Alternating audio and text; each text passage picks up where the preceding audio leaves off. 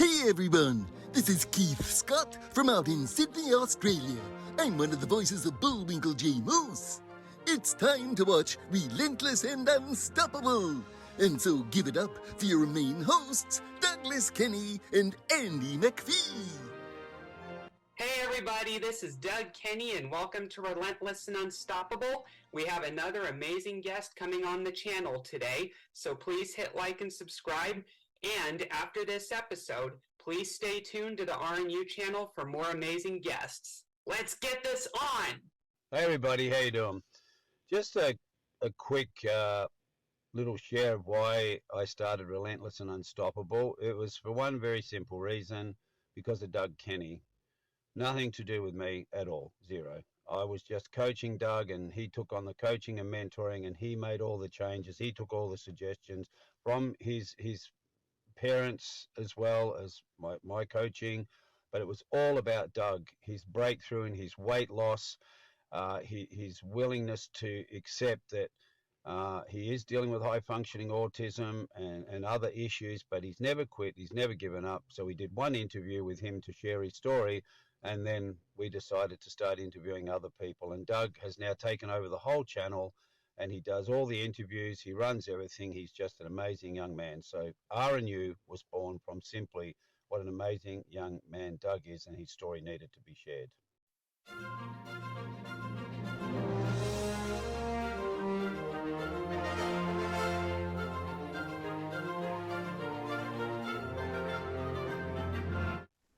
That's absolutely incredible. So that was how the movie first premiered, was like that whole spectacular event pretty much?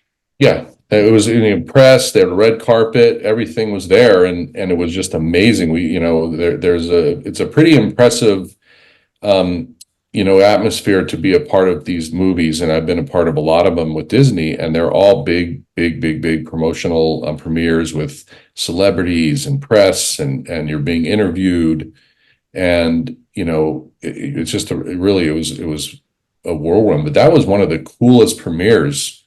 I think that and the first Tinkerbell movie was a pretty impressive one. But yeah, the Pocahontas II one was really impressive, really impressive. Got it.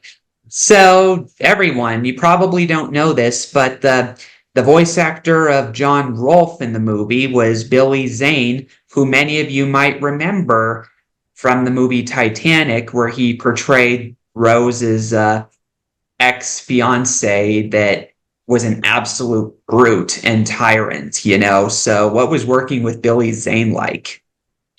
Billy Zane is the most amazing actor. His voice, like I told you on our last interview, when you record your voice, it's not the face, and a lot of times your eyes and your face as actors carry across, obviously, your performance, right?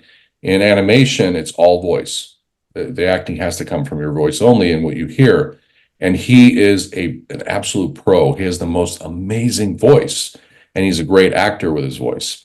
And it's also, he's a real, at the time, he was just such a movie star. He had this amazing presence, and he wore these cool, fashionable outfits when he came in. So, he had cool hats on, and he just looked it was always just cool working with him. But he was actually working on Titanic when we were in the middle of this, and he was able to come up because they were down in Mexico, and he was able to fly up to Los Angeles between shooting, Titanic to help us keep on schedule. So it was great. And he actually sang a song with Judy Kuhn, the end credit song, and he has an incredible singing voice too. But when we were working with him, one of the great stories is, unfortunately, he actually sprained his ankle on the set of Titanic. And I think it was the scene I don't know if he actually did in the movie but he fell down those stairs or slipped down those stairs there was a chase scene when the ship was about sinking, and I remember he did something, but he actually really sprained his ankle in real life. So he came in with a temporary cast on and crutches, and we had to kind of sit him and prop him up on it so his foot could be up and everything. So it was really interesting. It was like, he definitely brought Titanic with him, the effects of doing that. But he was great about it. He never told us any spoilers or anything like that as far as, the details of that story. But he would tell us, the experience, what it was like, and how the ship, was split in half so they could shoot on different sides and reverse. They only had one side of the ship, so they could reverse the actors' shirts, and things that are written, so that they're written backwards actually on their shirts, so that they could flop the shot as the other side of the ship. So they had all these techniques and innovations that James Cameron was doing, and he was kind of telling us a little bit about that. And it was great. He was just a real pleasure to work with. That's pretty impressive. Was it the scene where he's chasing Rose and Jack with a gun and is shooting at them, trying to kill them? I'm pretty sure that's the one. And he slipped down the stairs, and I remember seeing him actually slip down the stairs in the movie. And it was, I don't know whether, because he wasn't talking about the content of the movie. He was very good about doing that. You're not allowed to do that when you're shooting. And so I don't remember, but when I watched the movie for the first time, obviously I remembered that he hurt his ankle, and it was just in the back of my head. And when I saw that scene, I assumed that was when it happened. He didn't tell us, so I don't actually know for sure, but that's what I'm assuming might have been the place. I wouldn't be surprised, because sometimes in movies, when things happen and when unexpected things happen and they still work for the story, they'll usually keep them in for either humorous purposes or just to get a real reaction out of people. Absolutely. I mean, the famous one was The Godfather, the original Godfather. The cat that Marlon Brando was holding in the opening scene was not written in, or was supposed to be there. They didn't have it written in the script. They didn't have a cat, on set that somebody had to train. It was just, this cat was wandering around and jumped up on his lap, and he just started doing the scene. They started rolling, and it kept it in there, but it was amazing. It worked. Yeah. One thing that was unscripted on my end that I did years ago. What's that? You remember the ice bucket challenges from a decade ago, right? Yes. I hosted one when I was in high school with some friends, but basically I turned it into a game. I borrowed the outdoor swimming pool of my school, and with permission from the administration, and I turned it to near freezing. And what I did was I hosted a trivia game with my friends where they had to step within a certain distance of the pool. And I asked them trivia questions about just the world in general. And for every answer they got wrong, they had to take one step closer to the pool. And then whoever got enough answers incorrect, they had to jump into the pool. And in response, I would donate like $30 to ALS research. And this went on and on until 3 of them were in the pool, and there was one winner, obviously. And once 3 people jumped into the freezing pool and were yelling and screaming about how cold it was, yeah. I went up to the winner, who is a dear friend of mine. I think it was Tony was his name. And I gave him a hug to congratulate him. And we hugged each other.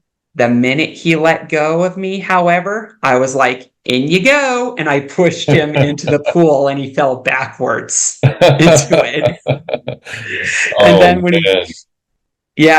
he won and he lost. Yeah. In fact, when he poked his head out of the water, I broke surface. I looked at him and said, "Bro, did you really think I was going to let you avoid the cold today?" And then he just looked at me and said, "You are the worst ever." That is so funny. Yeah, and I added another $30 for my betrayal of friendship. Yeah, I bet. That's cool. That's fair. Yeah, it was a lot of fun, and he got over it, though, within an hour. Yeah, within an hour, once he warmed up. Yeah. The other people, though, were obviously laughing because they were not expecting that. It was so off script. Oh, yeah, totally. Major off script, especially for him. So we both won and lost. You said that's exactly what it was. He got both of them. At least he won, though. If you have to lose, okay, if you win too. Yeah. So what was the production like for your role in directing? Gee, that's all we have for Relentless and Unstoppable. So tune into the next episode to hear more amazing stories from amazing guests. This is Keith Scott from Sydney, Australia, saying so long, and I'm smarter than the average bear. Chee.